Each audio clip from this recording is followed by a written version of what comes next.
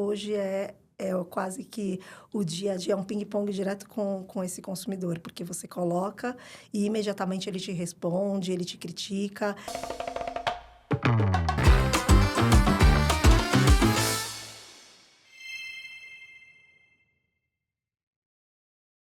Olá, pessoal! Estamos começando mais um Tecla SAP Podcast by Pinterest. E antes de falar do nosso convidado de hoje, vou fazer minha autodescrição. Eu sou uma mulher branca de 1,76 m, tenho cabelos médios, morena, com algumas luzes. Estou vestindo uma blusa bege, com uma calça preta e um sapato preto. Agora sim, falando dela, que com mais de 20 anos de experiência em marketing no mercado de bens de consumo e serviços, com passagens por grandes players como Unilever, Parmalat, Sadia e Nextel, ela tem paixão por construir marcas fortes com impacto na vida das pessoas e das empresas e referência em construir conexões entre inovação, tradição e resultados.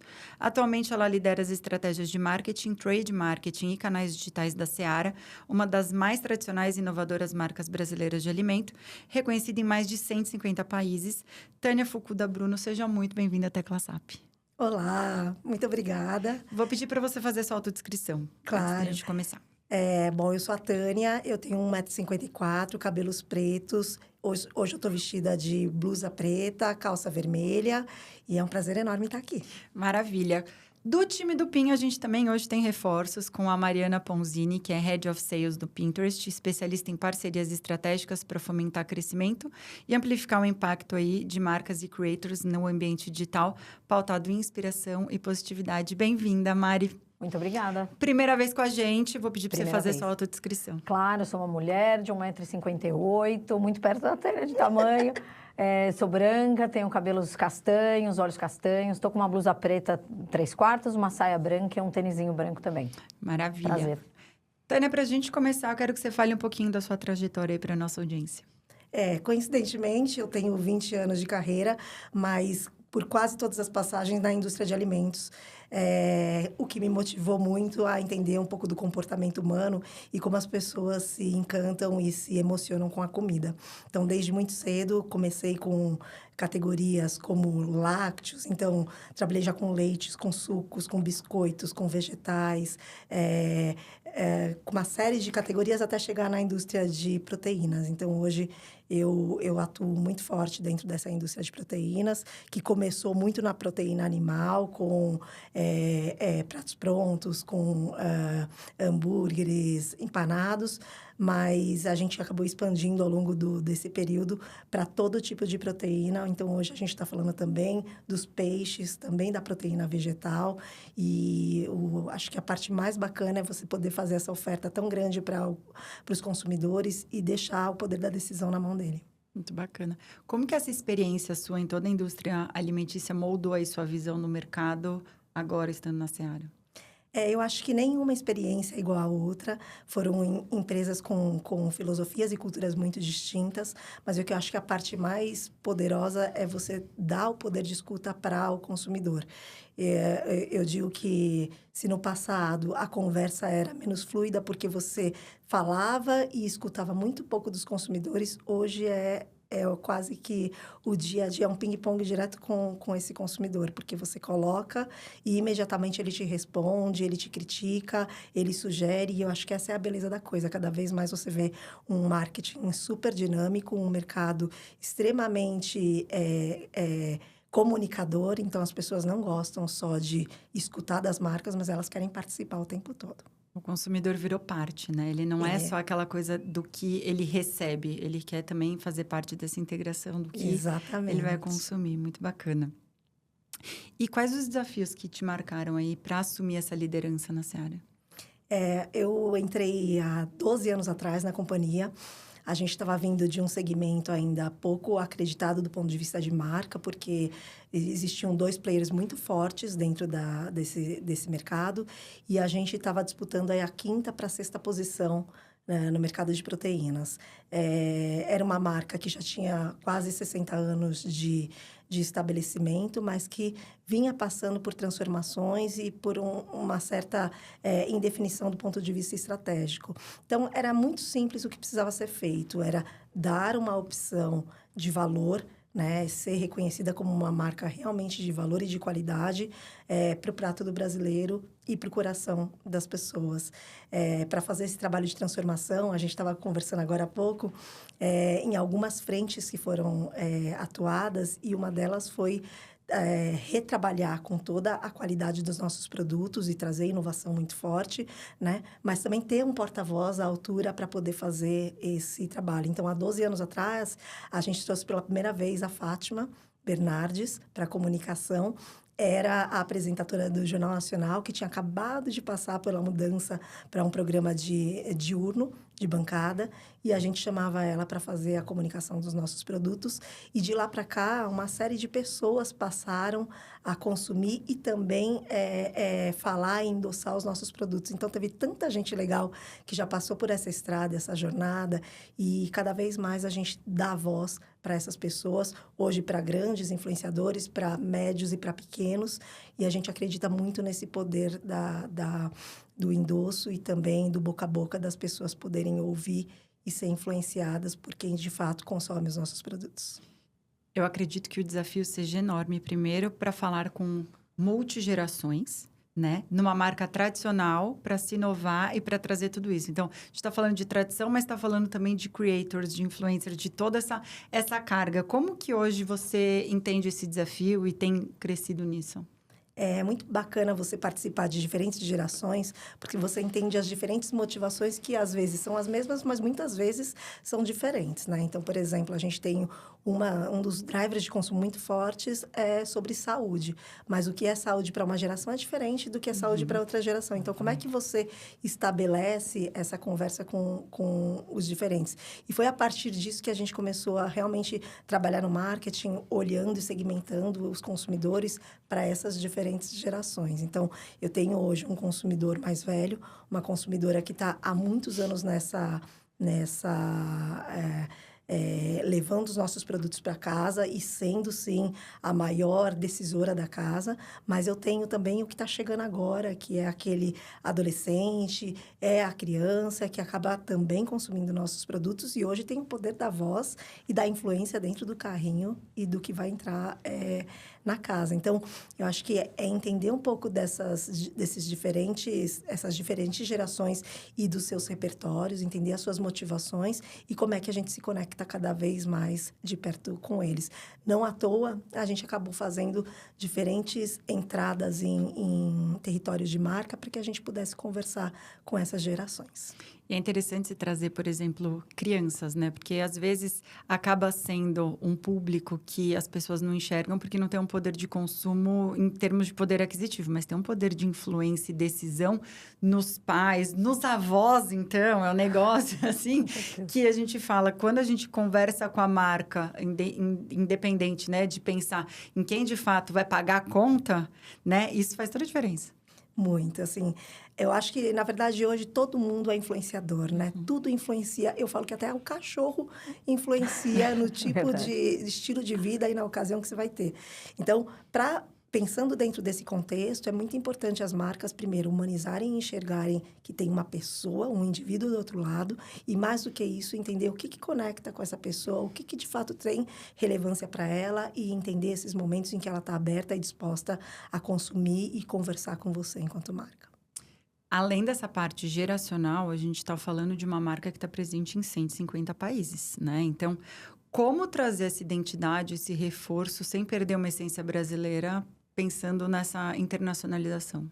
Eu acho que, primeiro, vamos lembrar do DNA da Seara, né? A Seara é sobre produtos de qualidade e essa é o que a gente tem de mais autêntico e que a gente não abre mão. Então, se essa é a nossa essência, é isso que a gente leva para esses mais de 150 países. A nossa proposta sempre foi trazer produtos da melhor qualidade para as pessoas, qualquer que seja o país onde ela esteja.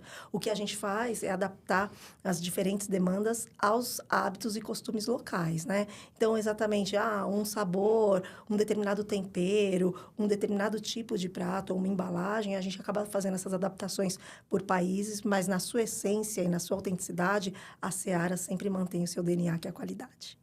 Um ponto que você começou falando, mas a gente vai abrir bastante agora, é com relação a falar por diversos canais e públicos, né?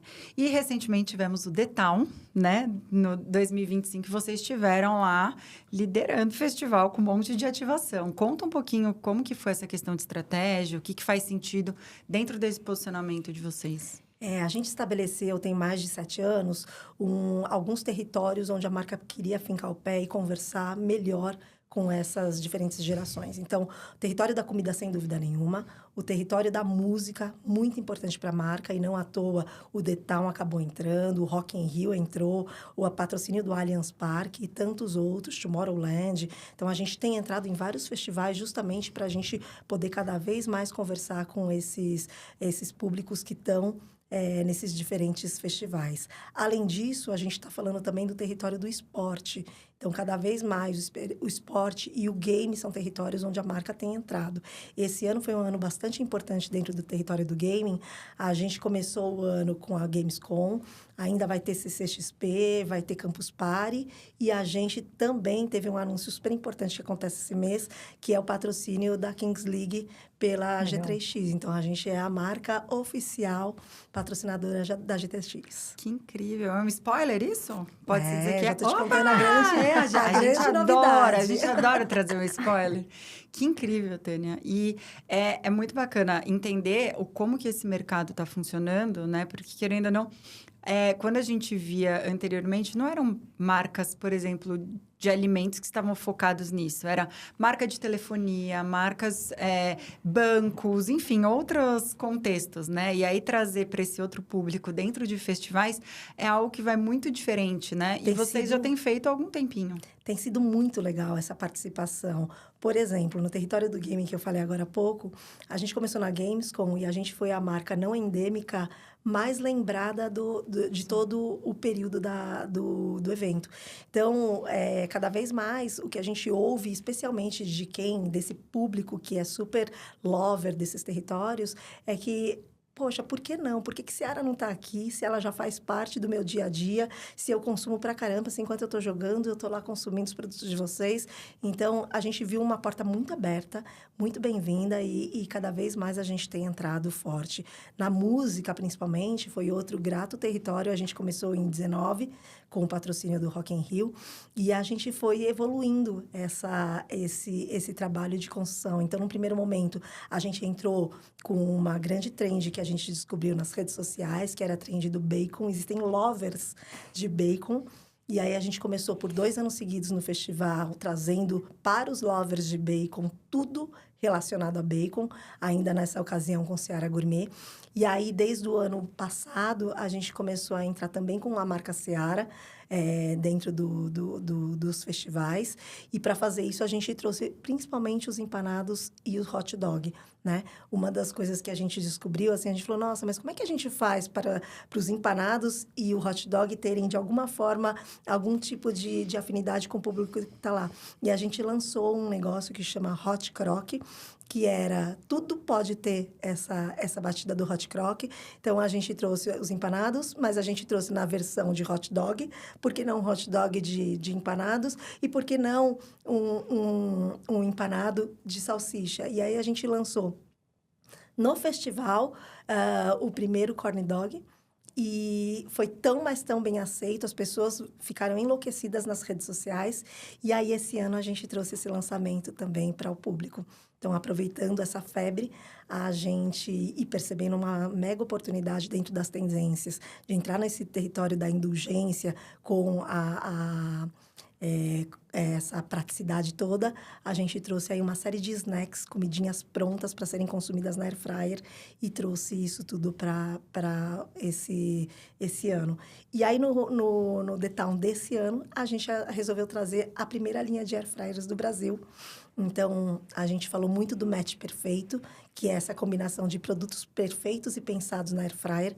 Era outra trend que a gente via nas redes sociais, as pessoas cada vez mais criando as suas comunidades de I love air fryer, eu coloco tudo na air fryer, eu estou testando tudo. E a gente falou, por que não, né? Por que as pessoas precisam passar perrengue? Não existe mais o perrengue da air fryer. Por que a gente, como o conhecedor da indústria de alimentos, por que a gente não pode trazer produtos pensados e que ficam perfeitos dentro desse device?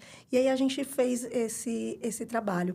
E para finalizar, né, e celebrar esse momento, a gente fechou uma collab grande com a Mondial, a primeira em market share de air fryers do Brasil.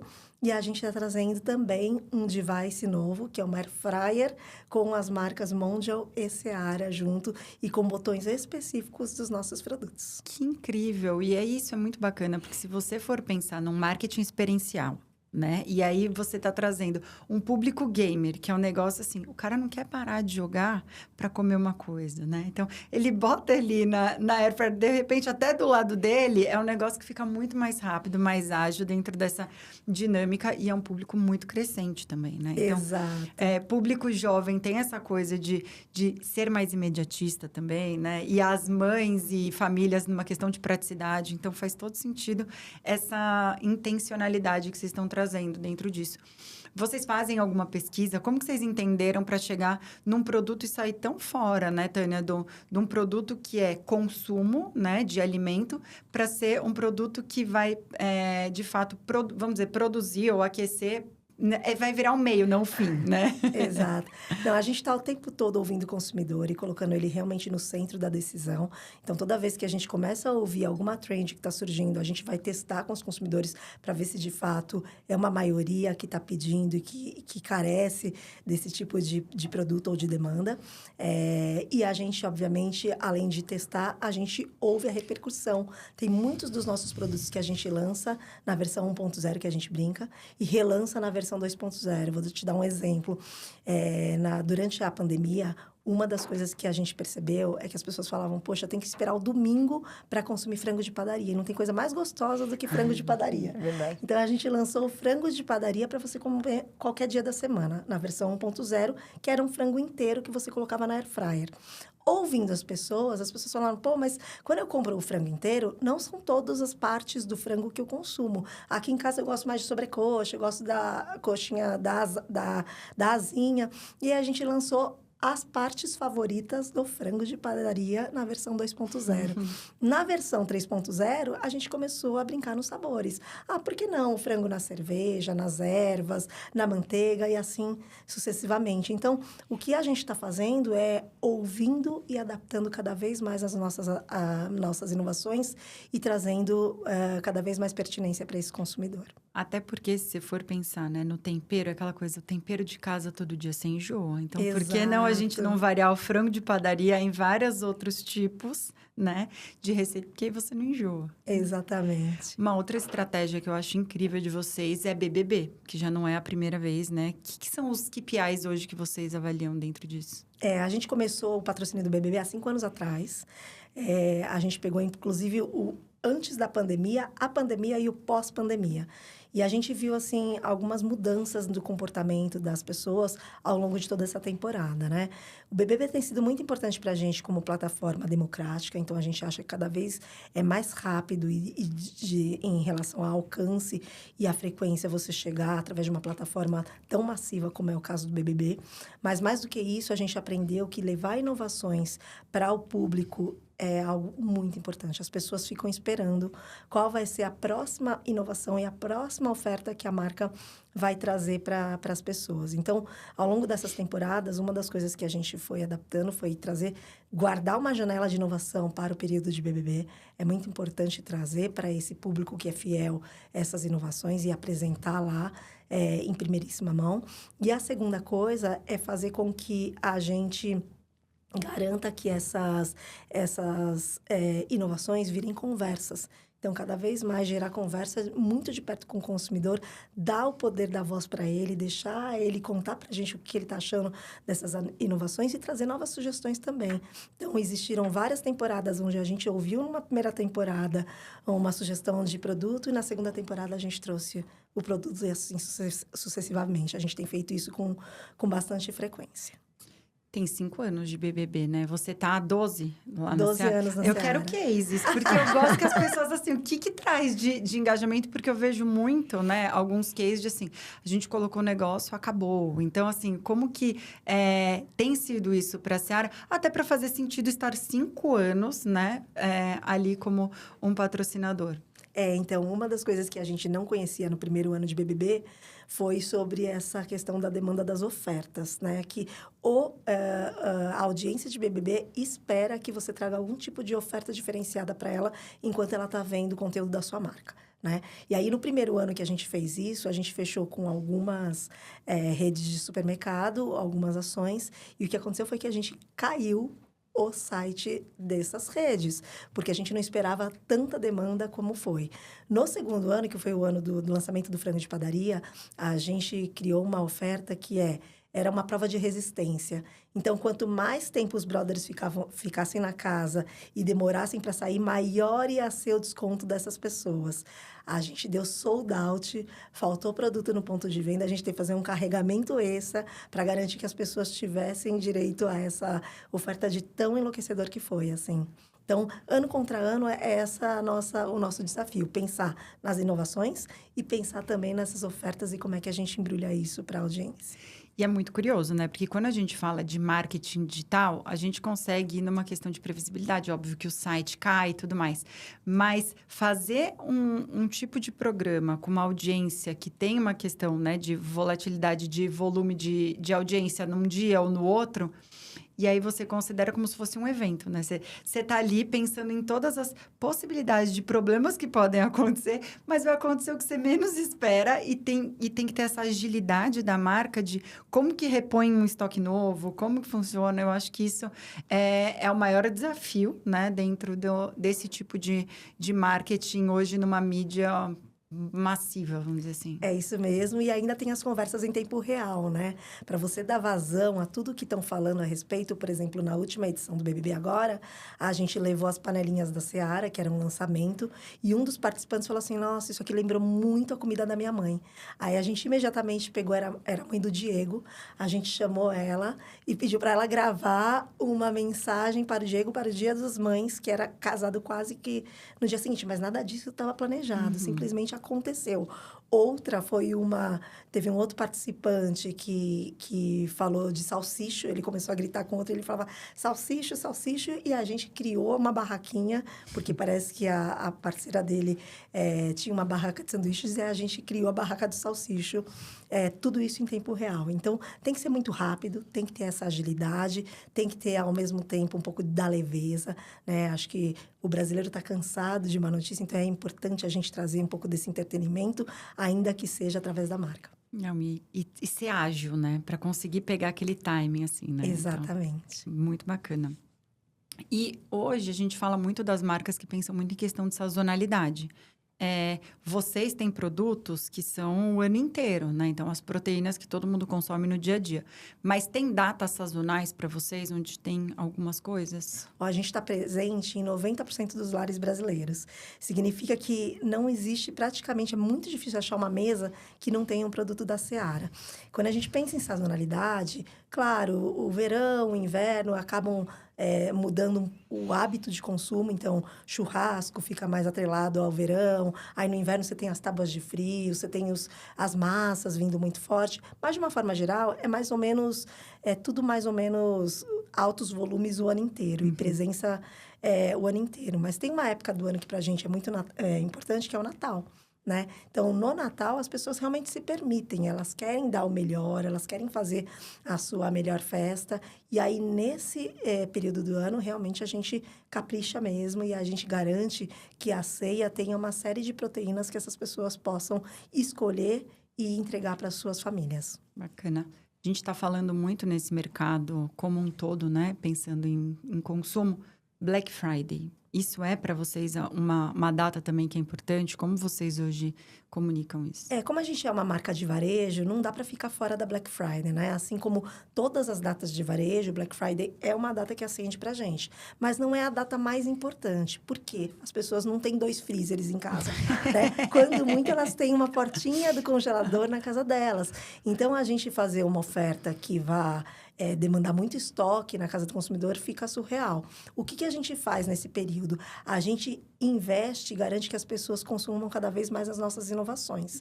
Então, é nesse período que a gente faz uma série de ofertas voltadas para as inovações e que as pessoas possam conhecer um produto novo que ela ainda não conhece de Seara.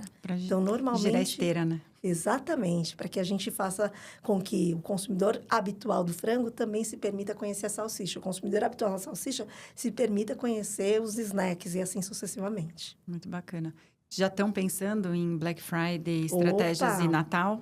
Tudo no forno, tudo quentíssimo. Aliás, Black Friday já está aí, né? Porque a gente está falando próximo mês. E o Natal, a gente brinca que é igual Carnaval. É assim, termina um ano, já começa o outro ano. Então, saiu do Natal do ano passado, em janeiro a gente já começa a pensar no próximo Natal. Muito bacana. E Mari, como que o Pinterest entra na estratégia digital da Seara? Eu tô aqui quietinha, porque tem tanta coisa legal para falar, né? A Tânia foi falando, eu falei, tava no Pinterest e tal. Eu acho que, no fim, como uma plataforma que fala sobre a inspiração e o planejamento, a gente se conecta de todas as maneiras, né? A Tânia trouxe aqui panelinhas, a gente fez um super negócio com panelinhas, que é como você tá na ocasião de consumo. Ela falou muito dos gamers, falou muito dos momentos em que o consumidor está preparado para consumir. E ele faz isso na plataforma, né? Ele dá tendência para a gente, ele dá previsibilidade, se planeja na plataforma. Então, acho que a gente se conecta muito com a estratégia da Seara, principalmente se você for pensar que a gente está falando de Natal. O meu consumidor, né, o que tá dentro da plataforma, os pinners, eles já estão falando de Natal, já estão pensando qual é a receita que eu vou fazer, como que eu vou receber, como é que vai estar a decoração da minha casa, como é que vai estar a mesa, tudo que eu vou fazer. Então, a gente se conecta exatamente nessa ocasião de consumo, não só sazonal, mas na previsibilidade e no planejamento. E aí tem como eu colocar não só o produto, mas a experiência que eles dão junto com o produto dentro da plataforma para os pinners. Então, acho que a gente se casa de uma maneira que é ouvir, eles escutam muito o consumidor, sabem como atendê-lo e a gente tem eles aqui dando para nós também aquilo que eles querem receber. Então, eu acho que é um matching perfeito de estratégia que eles têm como marca e a gente como plataforma para dar essa possibilidade para os consumidores. Muito bom. Quais resultados, Tânia, que vocês têm colhido nessa parceria? Então, acho que o nosso indicador mais forte é entender como é que anda o desejo pela marca, né? E a gente faz um trabalho de brand lift e eu sempre fico aqui na Mari, no Roger, falando, o lift da Seara, o que acontece? Assim, agora eu vou puxar um pouquinho a sardinha para o Pinterest. O Pinterest está entre os nossos 3 veículos de melhor engajamento e lift de marca. Então, quando a gente pensa em quais são os veículos que aumentam a preferência pela minha marca, certamente a plataforma do Pinterest é uma das top 3 sempre, em qualquer campanha que eu faça, né? E por quê? Porque as pessoas buscam inspiração. Não tem como você desassociar a comida desse universo da inspiração.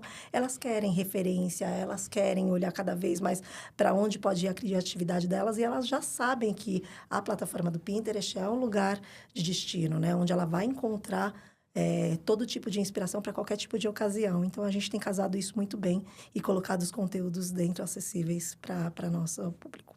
Incrível. Porque, querendo ou não, o Pinterest ele é uma plataforma de planejamento, né? Então, essa questão de já estarmos agora há poucos meses dessas datas faz todo sentido. Na hora que a pessoa está ali, ela já pinar aquilo e a hora que precisa já converte, né? Então, faz muito sentido, realmente, trazer isso. Uma outra coisa que vocês trabalham muito são com influencers, né, Tânia? Você tinha comentado um pouquinho de Fátima, que a gente falou nos bastidores, aí eu falei assim, não tá no roteiro, mas eu posso perguntar? Porque eu falei assim, é uma coisa que a gente... eu, como jornalista de formação, e aí quando a gente vê Fátima sair do Jornal Nacional, e ela poder começar a fazer publicidade, mas tem uma questão toda de credibilidade, trazer isso... Foi uma baita sacada. E outros influencers, né? Como que vocês hoje mapeiam os influencers que vocês vão trazer nisso?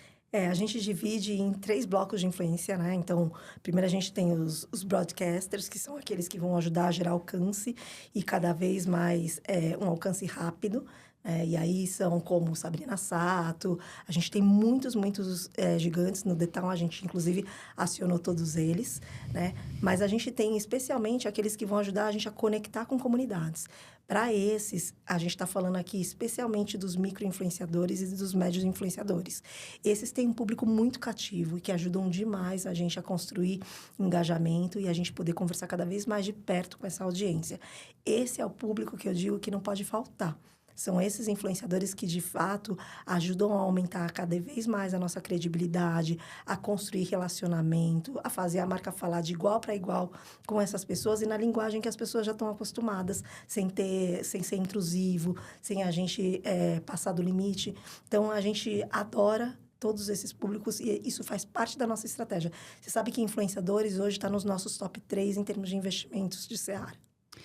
Já faz parte, né? Influenciador, de certa forma, a economia criativa como um todo, hoje, ela movimenta, bilhões no Brasil, né? Então, não existem marcas, ou ao menos não deveriam existir marcas, que não colocam no seu plano de mídia, de estratégia, influencers como um canal, né? Até para aquisição de novas pessoas aí que não conversam com marca. Mas hoje, se você colocasse micro, nano-influencers hoje, como que você dividiria isso nessa cesta de influencers da Seara? Todos eles acabam participando e levando um bolo de investimento da Seara, né? Então, hoje eu tenho no meu Always On, por exemplo, os micro e os nanos. Eles fazem parte desse... A gente tem squads para determinados territórios que a gente quer atuar, por exemplo, os gamers. Então, eu fechei algumas parcerias e contratos anuais com os gamers, que eu quero estar o ano inteiro, e eles ficam o ano inteiro publicando conteúdos da Seara. E eles não deixam de estar nos eventos e nas experiências que a marca leva. Então, eu vou estar no SP Open, eles participam do SP Open. Eu vou estar no The Town, eles foram lá. A gente recebeu, por exemplo, vários deles lá no The Town. E essa, acho que é a beleza da gente poder trabalhar. Porque eu acho que, no final do dia, isso garante cada vez mais credibilidade e consistência para a marca. Porque essa audiência desse influenciador também quer ter certeza de que, de fato, é um produto que ele atesta, que ele consome, que ele está no dia a dia. E mais do que isso, esse influenciador acaba virando o embaixador da marca.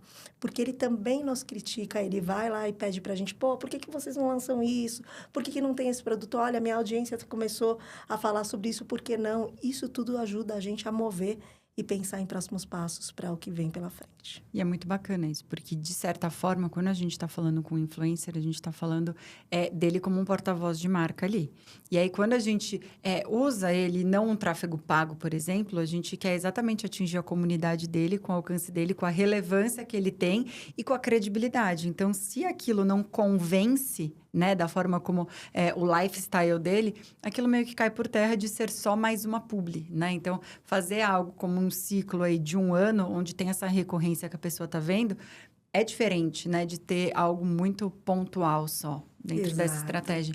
E gamer também é um outro mercado, né? A gente está falando de influencer, mas gamer é assustador, assim, o crescimento e a quantidade de mulheres que tem, né? Gamers.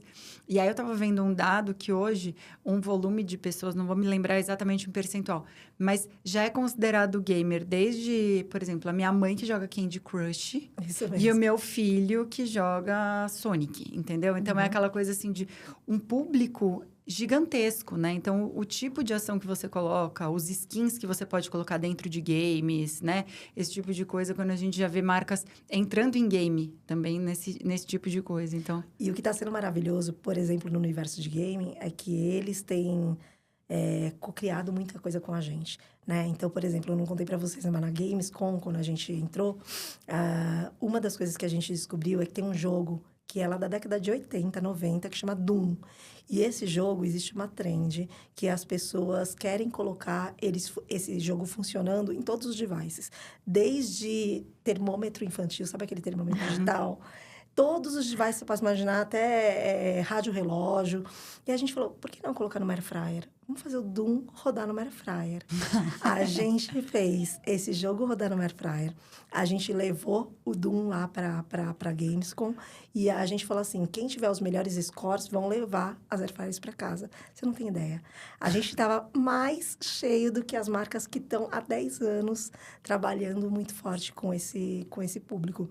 E eles foram alimentando a gente. Eles falaram, pô, por que você não faz isso? Por que você não destrava isso?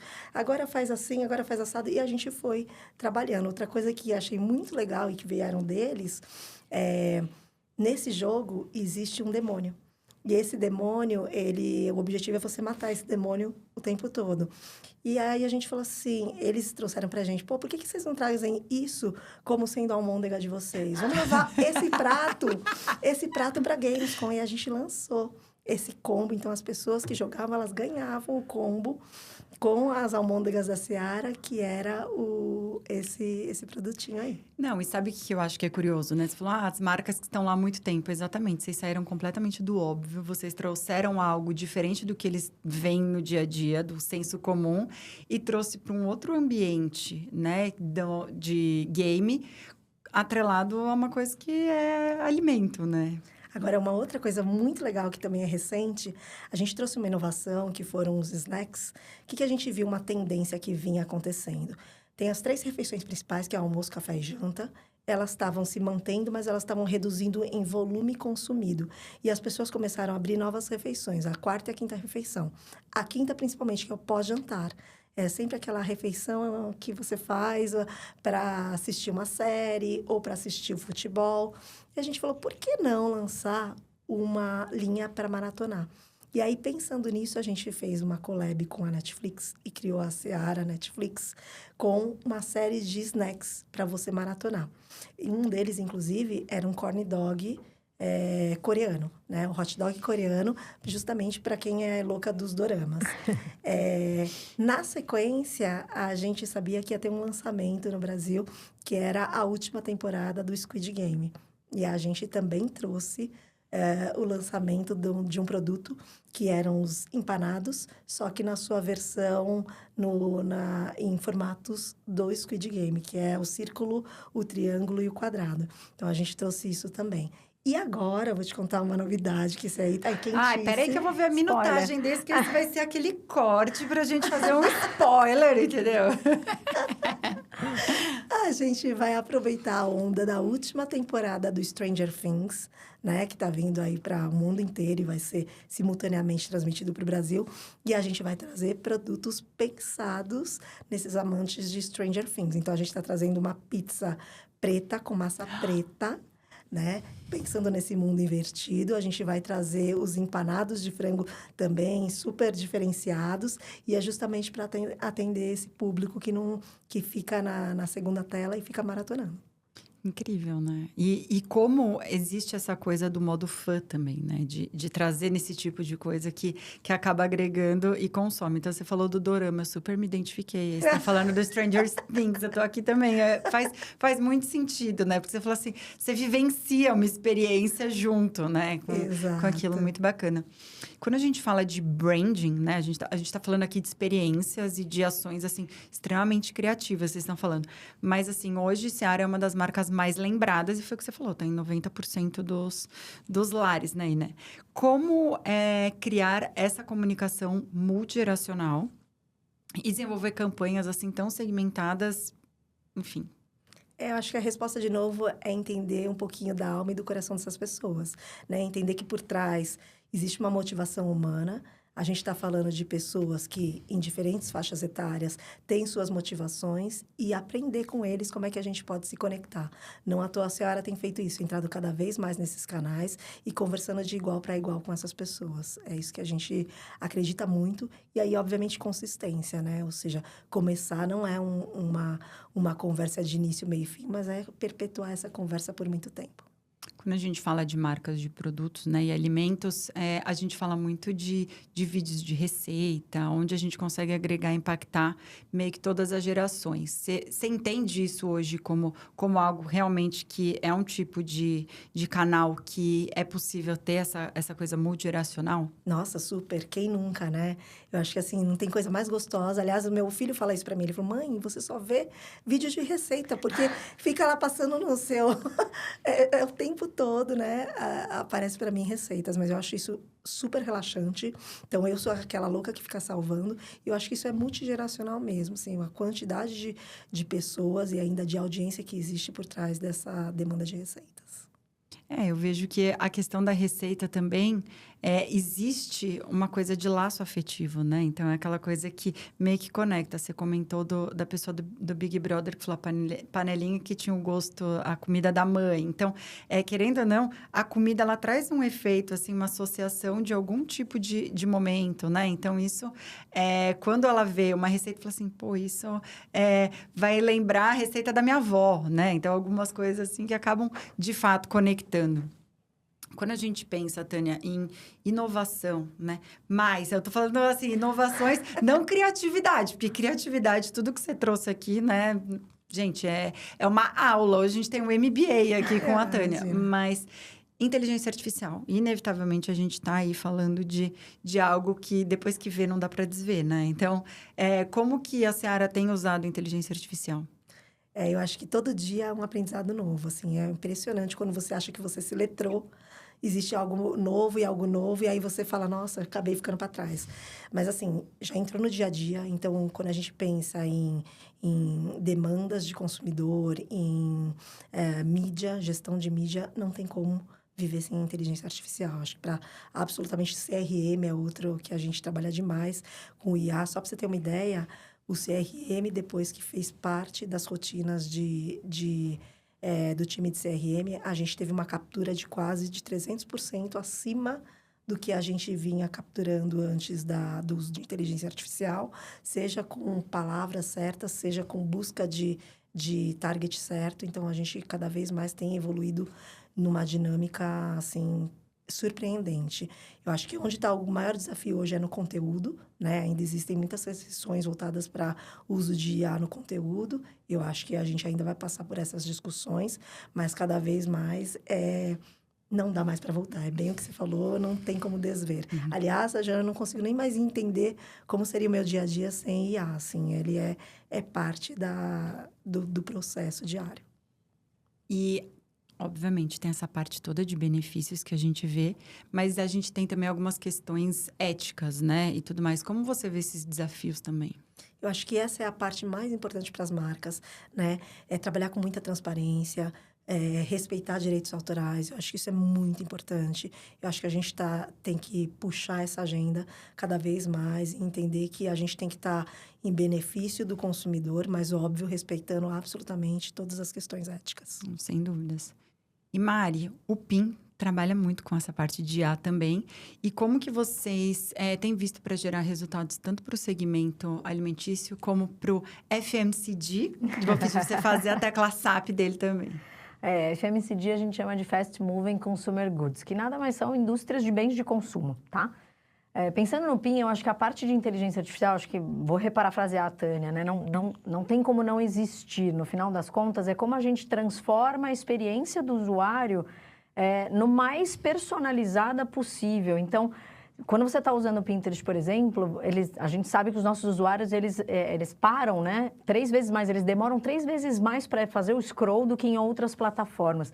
Isso significa que ele está sendo embebido, ele recebe aquilo que ele procura. Né? Eu não jogo qualquer conteúdo nele, então eu vou falar por mim, por exemplo, se você entrar lá e eu procurar cabelos loiros, eu vou ficar recebendo cabelos loiros o tempo inteiro, porque ele entendeu que aquilo é o que eu busco, que é importante para mim. Ele não vai jogar outra coisa que não faça o menor sentido, alguma polêmica, alguma coisa, porque não é aquilo que eu quero ver. Então, acho que a gente usa de uma maneira a trazer para o usuário aquilo que ele busca especializado para ele, personalizado para ele, seja uma receita, seja um produto específico, seja uma palavra, né? A Tânia falou de palavras específicas.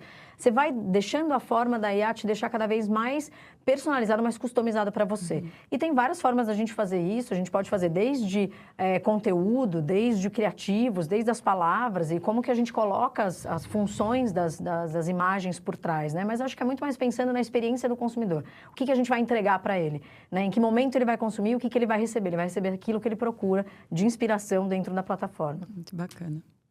E, Tânia, eu queria entender qual que é o maior desafio que você enxerga de ser uma marca tradicional, enfrentando, se manter conectada no ambiente digital em rápida transformação de tudo que a gente está vendo. Eu acho que a gente sempre vai ter aquele FOMO, né? A sensação de que você está perdendo alguma coisa, porque é muita aceleração, é muita dinâmica, e quando você acha que você aprendeu, você está enganado, você nunca aprendeu o suficiente, sempre vai ter uma nova tecnologia vindo aí. Eu acho que o importante é não viver refém da tecnologia, mas que a tecnologia te ajude de alguma forma, porque a tecnologia tem que estar a serviço da gente, né? Então, acho que mais importante do que fazer porque é bacana, não, vamos fazer porque de fato é relevante, é importante e porque meu consumidor vai ver valor no final do dia. Quais tendências você enxerga aí que podem impactar o setor? A gente está vendo muito forte, assim, tem uma tendência que não sai da frente, que é a indulgência. Então, o consumidor, desde que aconteceu a pandemia, ele aprendeu a cozinhar dentro de casa, ele saiu depois de casa, depois que deu aquele boom, e ele cada vez mais quer ter um repertório ainda mais apurado e conhecer novos sabores e provar mesmo e aumentar a sua experiência. Então, a gente vê sabor atrelado à experiência muito forte. Outra coisa é a conveniência, então tempo para tudo. As pessoas não têm tempo, elas querem dispor de menos tempo para aquilo que dá trabalho para elas. Então, cada vez mais a conveniência vindo com muito, muito força. E uma das tendências que a gente acabou não falando, mas que está vindo muito forte, é uma tendência voltada para o remédio, mas não no sentido da dieta, mas a dieta como um supletivo na alimentação. Então, o que eu estou querendo dizer com isso? A trend das agulhinhas, né? Então, todo mundo aí apostando nas canetas emagrecedoras. E o que o alimento pode ajudar? Como é que o alimento consegue suprir? A prova disso é que a gente, vendo essa super tendência que estava chegando muito forte, a gente está criando a primeira linha proteica do Brasil, trazendo comidinhas que vão fazer uma super reposição proteica para quem está dentro das canetinhas todas. Que incrível. E é um mercado que está movimentando um consumo, de modo geral, um ecossistema absurdo, né? Até criei um artigo recente falando da questão das canetas, que está mudando até dentro da parte aérea, né? Então, assim, o peso das pessoas, o quanto que isso mexe, não só na cadeia alimentícia, mas no ecossistema como um todo, né? Exatamente. Que incrível. Então, a gente está super acompanhando de perto, né? Acho que essas são as principais tendências que a gente vê muito forte e que a gente, de fato, está apostando e fazendo investimentos importantes dentro da indústria. Mas a gente, de novo, a gente sempre vai estar aberto e antenado para tudo aquilo que o consumidor quer e como é que a gente cada vez mais dá garantias para ele ter à sua disposição opções para ele consumir. Maravilha. Mari, o que você entende que dentro do PIN existe aí uma forma sustentável das marcas crescerem? Nossa, acho que tem tantas formas. Primeiro porque o consumidor está aqui, né? O consumidor dessas marcas está aqui, né? Ele está disposto, ele tem mais tempo de desaceleração, então ele quer conhecer, ele quer se aprofundar, ele planeja. Então, a gente vai desde o momento em que ele pensou, ele se inspirou lá atrás, eu vou receber no Natal. Ele começou a planejar até a hora que ele age. Então, a gente fala que é uma plataforma do começo ao fim, né? Você começou lá na ideia e você realmente terminou, teve a sua ação. Eu acho que a gente tem tantas formas de ajudar, que é primeiro conectar essa comunidade, esses consumidores, à realidade dessas ocasiões de consumo. Não é o produto pelo produto. Então, eu não acho que o Pinterest é um lugar que você só coloque um produto e torça para aquilo dar certo. Percebe o trabalho que tem por trás da marca? Eu acho que a gente é um complemento importantíssimo para se conectar com esse consumidor, para ouvi-lo, para entender se aquilo realmente ressoou, tocou, fez sentido. E a gente tem várias formas de medir isso. Então, eu acho que é um complemento, o Pinterest é um complemento perfeito para as marcas tornarem os seus investimentos sustentáveis e crescentes, porque você vai conhecer, você vai saber com previsibilidade, porque a gente também dá as tendências, Tânia é super conectada com as tendências, principalmente de ambientes alimentícios. O Pinterest tem o Predicts, né, que são as tendências do ano seguinte, que é muito legal. Então, o que está rolando, né? Que a Tânia falou, a gente está super antenado, nós também, o nosso consumidor conversa, e a gente tem o Trends também, né? Que é o que está acontecendo agora. Então, ela falou de Stranger Things, eu já assim, então já pode dar esse spoiler. Tem várias coisas que vão acontecer com as marcas, porque acontecem aqui, seja um festival de música, seja uma série, alguma coisa. Então, acho que tem várias formas da gente fazer se conectar como marca dentro da plataforma e transformar o consumo de uma maneira sustentável, entregando aquilo que ele vem buscar dentro da plataforma. Incrível. Que papo bom, que quanta coisa nova, sabe? É muita informação legal que vai muito além do óbvio, né, Tânia? Vocês têm trabalhado de uma forma muito diferente daquela coisa do básico, né? Mas, assim, parabéns pela toda a estratégia, sua trajetória também de 12 anos e com tudo que está sendo criado aí, com uma marca com tanta longevidade e indo em tantos países também, trazendo todo esse reforço. Chega uma hora que a gente tem o nosso momento Tecla SAP, onde eu vou te dar o nosso megafone para você deixar sua mensagem para o mundo. Então, se ela pudesse chegar aí para o mundo, que mensagem ela seria? E vou pedir para você assinar a sua participação aqui também. Olha só. Honra. Como é que é?